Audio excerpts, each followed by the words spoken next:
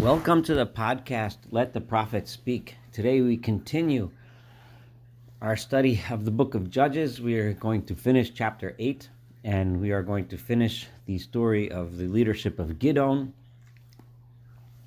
And Gideon, fresh from his victory over the Midianites and from his victory over the remnants of the Kedemites and so on, he's comes back to his hometown victorious, and now the undisputed leader of the people. So Vayomru Ish Yisrael, so the people of Israel then said to Gideon, Mishol banu gam ata, why don't you rule over us? Until now, there was never a moshel, there was never a ruler. All of the leaders until this point were called judges. So they were trusted leaders, guides, whatever. But the people now want to ask Gideon to be a king. I want Gamata, you should be a king. Gam bincha, also your son. Gam ben bincha. In other words, a hereditary monarchy. Let's establish it, and you be the king. Why? Ki hoshatonu miad Midian, because you saved us from the Midianites. So here he is at the height of his popularity, at the height of his leadership, being offered the kingship. Vayomer aleim Gideon, and here Gideon, remember the humble Gideon, the Gideon who he thought he was the lowliest of the lowly tribe. He was just threshing grain, hiding away from the marauders, and the one who didn't have the confidence to lead the people in war until God gave him signs, promised him that he would be victorious. So Gideon's humility shows by Omer Aleim Gideon said to them in response, Lo emshol ani bachem, I will not be a ruler over you, v'lo yimshol b'ni bachem, nor will my son be a ruler over you. Rather, Adonai yimshol bachem, God will be your ruler.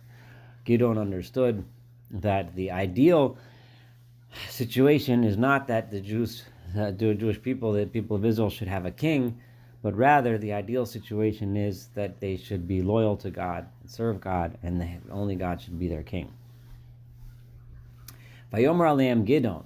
So Gideon then said to them, Eshalom mikem, I do have a request to make of you. I would like to ask you something. She'ela, something that I want to ask you to do.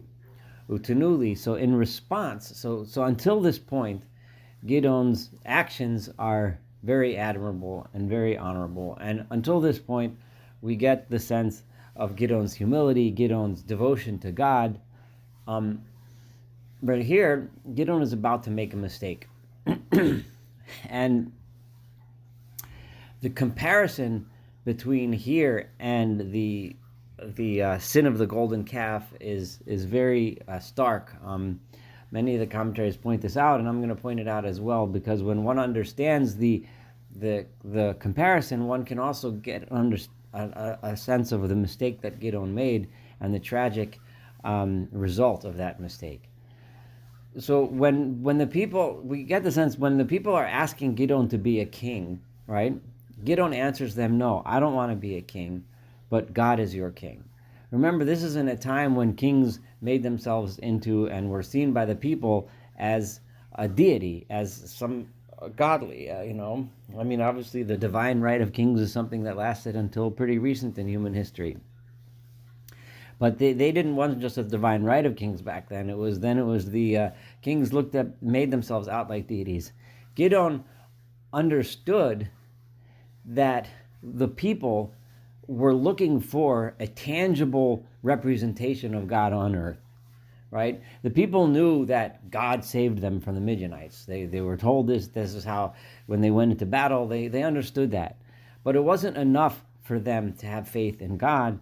They wanted some tangible image of God on this earth, and they wanted to make Gideon that tangible image, to bring God down to them. And this is similar to what happened. The people started looking at Moses as that tangible representation of God on earth. But when Moshe was gone, when they didn't have that representation, they looked for something else, and they made a golden calf. And this is the big mistake that God wants us to know. And this is throughout the Torah, throughout Tanakh, God tries to bang this into our heads over and over and over again, that there is no such thing as a tangible representation of God on earth. God is not tangible in any way, shape, or form. Worshiping, serving God, and being loyal to God is, by its very definition, is not seeking tangible signs and images of God. That is the main thing in the Ten Commandments. Do not make images. I am not an image. God is something that we don't have. A human being cannot have an image of God in order to pray. Now, Gideon is about to make this mistake. They don't want me, so he was very just, rightly and properly declined to be the king. But then he saw what the people wanted, so he said, I'll do something else instead. And here's where he makes this big mistake. Utunu li, and give to me ish nezem shilolo. Each of you give me the rings, the golden rings that you received as booty from the wars that we just fought together and won. Ki nizme zav lahem, ki Ishmaelim heim. They were Yishmaelim, they were Ishmaelites, and therefore they had golden rings. That means the people that they had conquered were Ishmaelites from presumably descendants of Ishmael. How exactly that works, the commentaries talk about that, but the point being that this was their custom. They had nizmei zav, they had nose rings, golden earrings, and therefore, when they won the battle, they took the earrings from the people that they had killed. Vayomru nason nitain, and they said, "Okay, we will give it. Certainly, yes." They know nason nitain is repetitively saying they excitedly and happily gave those gold rings.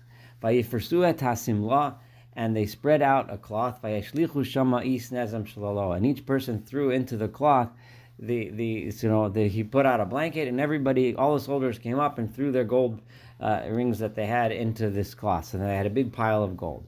Vayhi mishkal nizmei hazav asher sha'al, and the weight of the golden earrings that he had requested of them, that he asked them for, was elef ushma me'os zahav, was 1,700 golden measures, presumably golden shekels.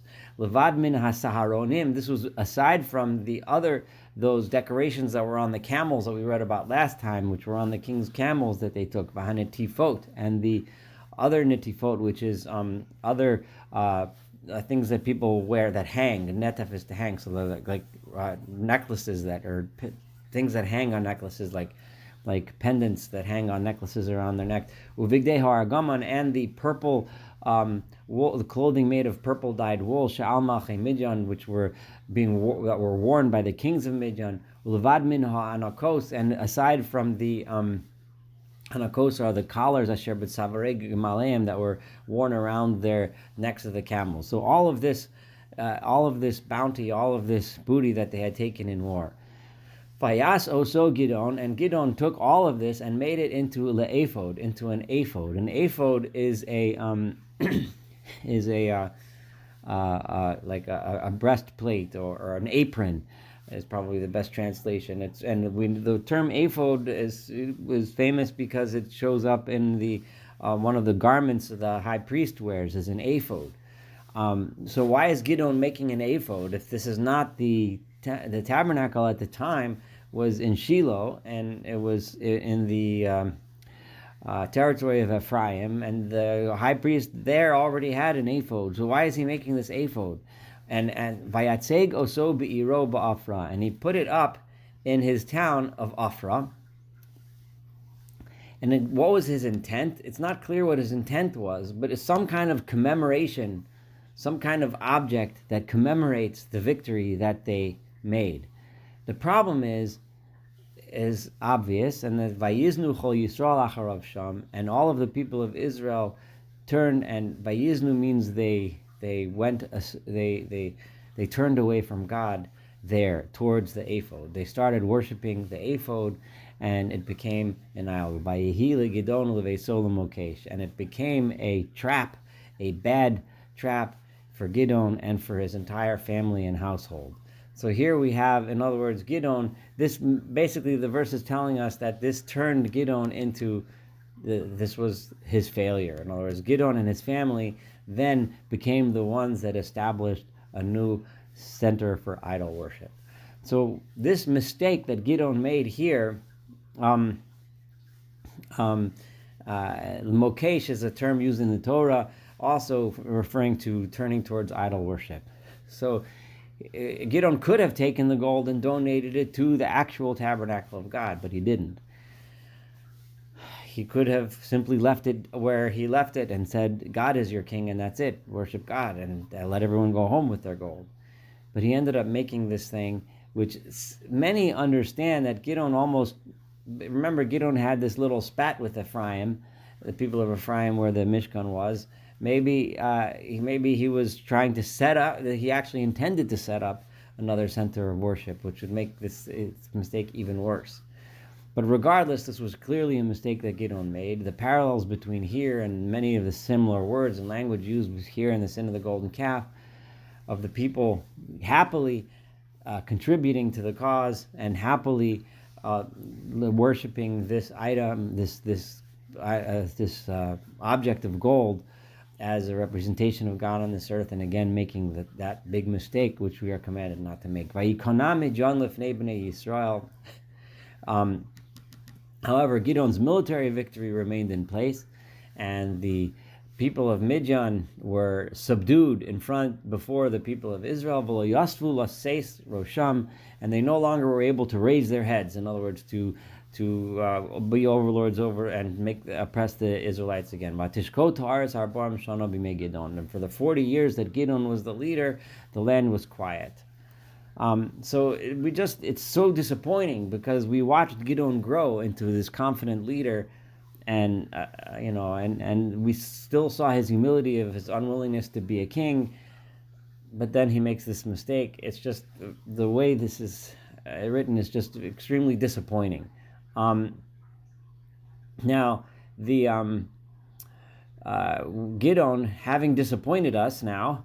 So here we have Gideon, who himself was still a hero, a great hero, did great things, saved the people, but made this mistake.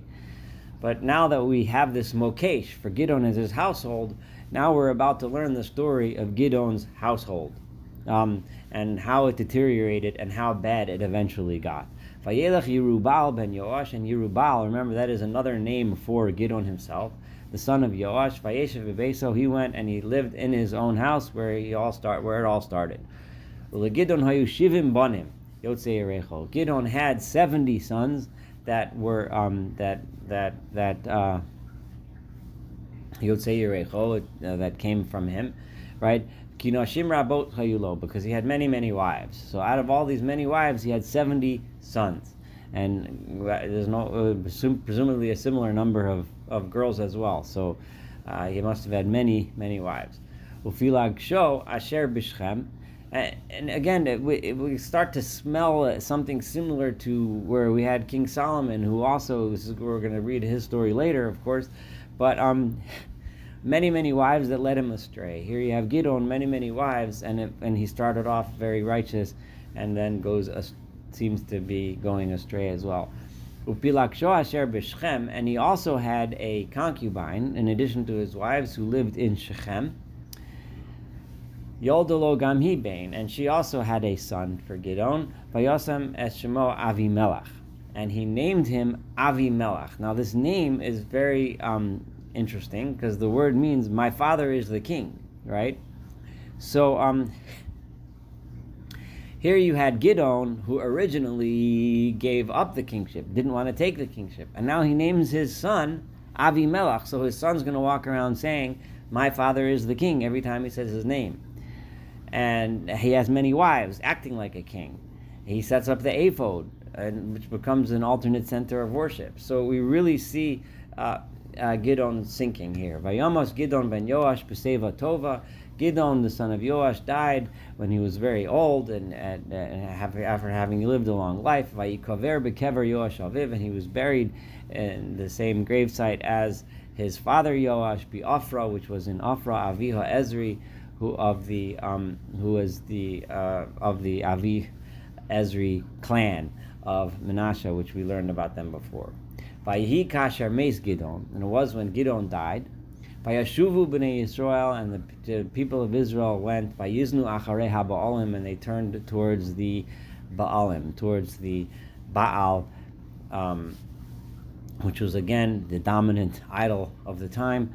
Vayasimu lahem Baal bris lelohim, and they made for Baal, they made a covenant with Baal and made Baal their god.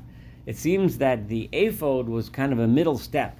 This Ephod, they were still presumably pretending to be worshiping God, and they were using the Ephod as like a medium towards God, similar to what we find by the golden calf. But we know where that leads, and ultimately where that leads is to forgetting about God altogether and going back towards idol worship and back toward the corrupt and immoral ways. V'lo zachru b'nei Yisrael, and the people of Israel did no longer remember this Adonai Eloheim, the Lord their God, Hamatzilo som yad koleveim misaviv, the one who was responsible for saving them from all of their enemies. V'lo asu chesed im beisi rubal Gideon, and they did not do kindness. In other words, they did not do good. They did not stay faithful to the household, the family of Yerubal, who was Gideon, like all of the good that he had done. He, as a leader, and remember the people offered him to be their king and wanted their sons to be king after him, and their sons, and so on. They abandoned Gideon. They abandoned Gideon's family. And you get the sense that Gideon's family had become corrupted. They lost their leadership, and the people didn't have any good feeling towards them anymore. So here we have a very sad and very disappointing end to the life of a leader who had so much potential. And we learned of a son named Avimelech, who is going to be the villain of the next chapter, which is going to be a very sad chapter when we read chapter 9 of the story of Avimelech, and just how bad this family had sunk. Thank you so much for studying chapter 8 together with me. This completes chapter 8, and we will read the story of Avimelech, the villain judge, the bad judge, in the next chapter 9. Thank you so much.